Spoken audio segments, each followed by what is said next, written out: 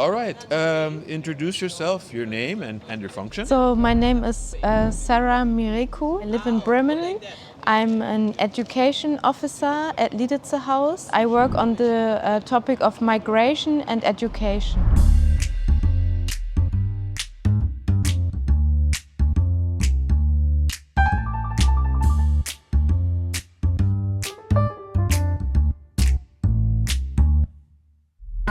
I think that this project has the potential to become something very big, and I think it's very important that black youngsters from all over the world share their experiences.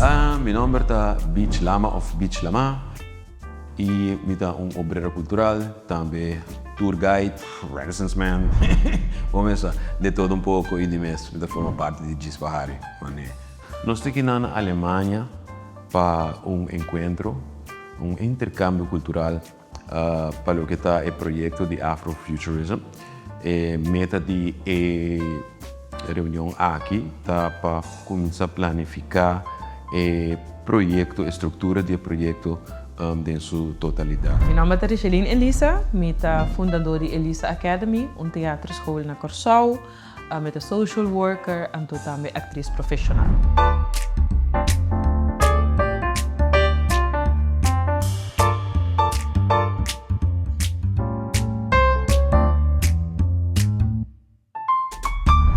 Como nós, como afro-caribense e gente de diáspora, nós estamos juntos para trazer o projeto de Afrofuturism para jovens. Nós vamos trazer o projeto aqui com o tema na maneira blackness, identidade, tipo de ecos na então a intenção tá para na final nós fazer uitwisseling com o jovem de diferentes islas e também de Alemania. The aim is mainly to empower youngsters. We are here to ensure that we create a youth exchange that not only empower and educate young people from across the diaspora, but also from the continent to be more confident in their blackness. I feel like we're not deep-rooted within our identity about being Africans and we're not proud. So this project will do the opposite. It will help us to feel empowered, to feel proud of our African roots, to feel like we have that connection from Africa,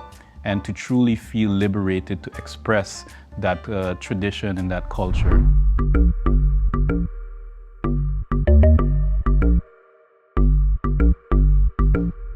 O efeito do projeto aqui lota efeito duradouro que ajuda nos jovens seguro de preparação para continuar no estudo ou se não deseja para viver e trabalhar no exterior. É algo para nos conectar nós mesmos com nós mesmos. Eu tenho seguro que ele vai ter impacto muito grande, então não para agora que só, mas para echt anos não vinideiro também, então vooral para nós jovens do Caribe. Eu quero dar dank de viagem na Liedice House, que é nos anfitrião aqui na Alemanha, e dank também na Erasmus Plus, que está subsidiar o projeto aqui, e mais que claro, dank na tua gente, que forma parte.